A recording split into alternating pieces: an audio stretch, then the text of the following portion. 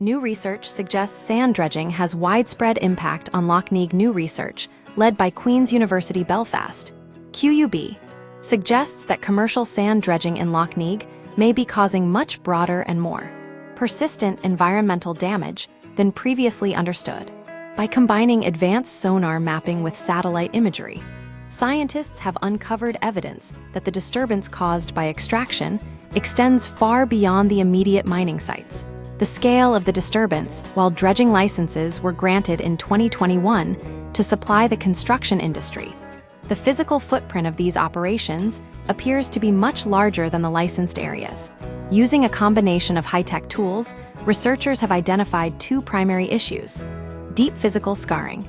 Sonar mapping reveals that sand extraction can lower the lake bed by 10 to 20 meters, leaving heavy scarring in its wake. Widespread sedimentation. Satellite imagery shows that sediment is not contained within the mining zones. Instead, it spreads across half the lake.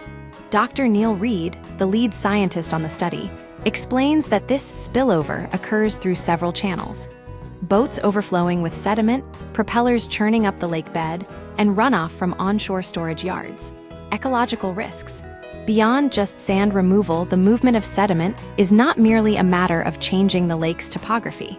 It poses a direct threat to the water's health. The research highlights several profound negative ecological consequences that could exacerbate the Lough's existing environmental crises. Algal blooms. Dredging may liberate nutrients trapped in the sediment, potentially fueling the toxic blue-green algal blooms that have plagued the lake for the last 3 summers.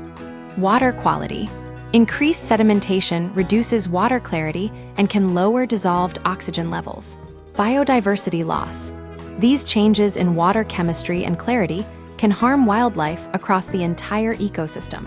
If the lake is to recover, management cannot focus on nutrients alone while ignoring physical disturbance, warns Dr. Reed. The conflict. Industry versus environment. The findings have met with pushback from the industry. The Neagh Sand Traders, LNSD, a group of companies licensed to extract sand, contends that the research is incorrect.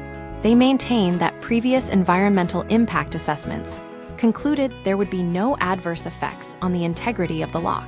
This disagreement highlights a critical tension in the management of Lough Neagh: the balance between supporting the construction industry and preserving a vital natural resource, potential solutions, and regulatory needs despite the troubling findings.